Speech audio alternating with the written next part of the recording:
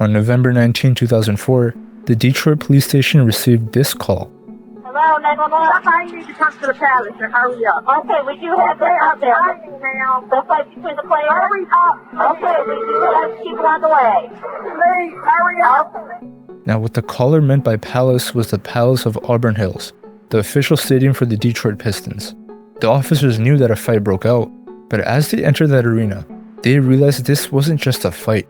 This was a night that left the league so shocked that they had to change the rules of the game so that it would never happen again.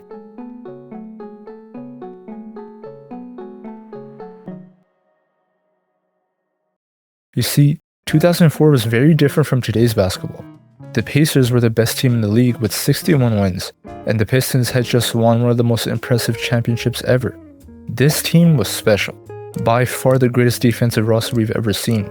Nobody averaging over 20 points, only one All-Star, and 0 top 75 players, and yet they completely dominated everyone.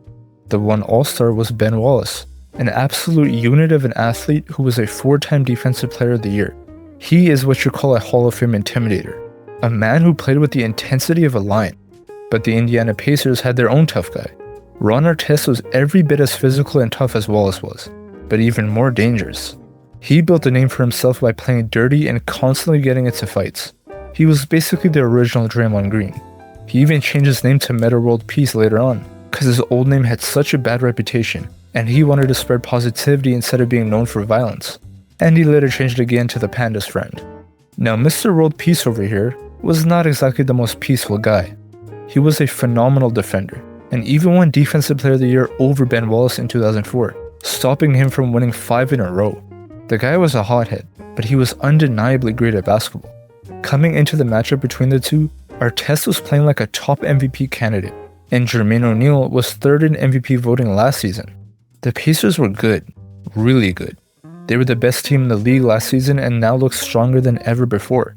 And the Pacers head coach Rick Carlisle, he had something to prove too. After all, just a year ago, Carlisle was fired by none other than the Detroit Pistons. These two teams were heavy rivals, two defensive powerhouses filled with the baddest men in the league and a history of exciting playoff clashes. Everybody expected a good battle, and it wouldn't be surprising if a fight broke out. But I don't think anyone could have possibly predicted what would actually happen on that night. It's the 4th quarter, 50 seconds left in the game. It was a physical and grueling match, but with the Pacers up by 15, the show was pretty much over. No fights, no nothing.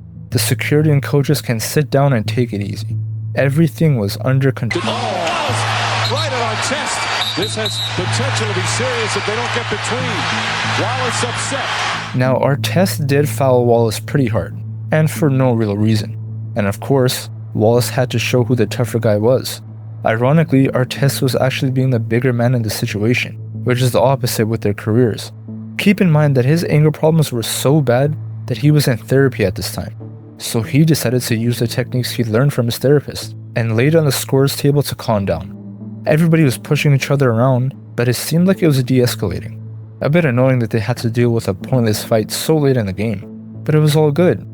Until a fan threw a beer cup at him. And just like that, all those therapy sessions went out the window. Chaos unfolded. Now Artest has jumped over the scorer's table and is trying to get down to the bench. Artest is in the stands. Oh, this is awful. Fans are getting involved. Steven Jackson's in the fans. Rasheed Wallace going into the stands. Everybody is fighting everyone everywhere. These two fans decided to run onto the court and had the genius idea of trying to fight a very angry 6'7" athlete. And it didn't turn out too well. It was just an ugly scene. The whole building had an intensity in the air. Interactions between players and fans in sports are quite rare, violent ones even more rare. And even when they do happen, they get diffused pretty quickly. But not this time. Even on the way out, the crowd was throwing everything they could possibly throw at the players. This was a game like no other. What's even more interesting is that once all the Pacers players were in the locker room, Ron Artest asked, "You think we're gonna get in trouble?" A very deep and philosophical question that no one in the locker room had an answer to. But they found out that the Commissioner David Stern was surprisingly not very happy with their behavior. Billups, Campbell, Coleman, and Reggie Miller all suspended 1 game. Anthony Johnson suspended 5 games. Ben Wallace, the man who started it all, suspended for just 6 games.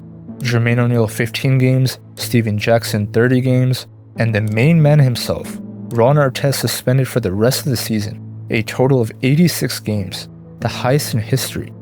Now, Artest is no stranger to suspensions. In fact, that's what he was known for. But it doesn't stop there. Artest, along with 3 other players, faced charges of assault and battery, and after a long legal battle, none of the players went to jail and got off with probation and community service.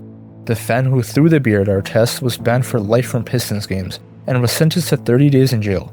But what's even weirder is that this isn't him. That's the guy who threw it. Artest didn't even attack the right guy, so this guy got manhandled for no reason.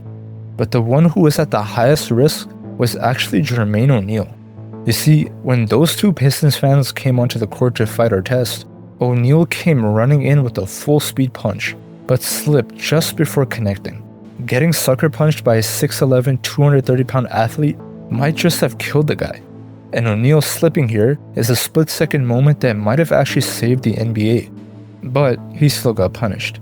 And so 3 of the Pacers' best players were gone. Just like that, Indiana went from top contenders to never getting close to a title again. This was by far their best shot ever, and the last chance for Reggie Miller to win a championship after having to battle Jordan for years on end. They never recovered from this. Artest was by far their best defender, and without him they got an early second-round exit to the Detroit Pistons.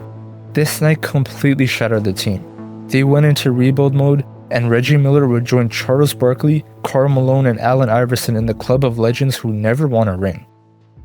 Now, the NBA at the time was already facing a bit of an image concern. Hip-hop was becoming more and more associated with basketball, mainly because of the influence Allen Iverson had. Players were starting to wear ghetto clothes. You know, the chains, baggy jeans, and do-rags. This was a big problem for the league. They wanted professionalism, and wanted to appeal to the mainstream audience. But the Malice at the Palace really didn't help change that narrative. It played right into the stereotype. The whole world saw that fight, and the Pacers literally became known as the Thugs. The media began attacking the league, framing the players as violent and out of control. At the time, the NBA had by far the highest percentage of black athletes out of any of the major sports. The NHL and MLB players had fights all the time too, but they were never labeled as thugs. It was a clear racial divide. The following year, David Stern added a dress code. No more oversized t-shirts, no more throwback jerseys, and no more Timberlands. Everybody had to wear business casual attire, a code that was implemented to end the backlash after the Malice at the Palace. What's one thing that people always complain about in the NBA? The league is too soft now. Some of you might agree, some might disagree, but it's hard to argue against rule changes. Players not being allowed to leave their bench no matter what, larger fines and suspicions for fights, even limiting the alcohol consumption for fans.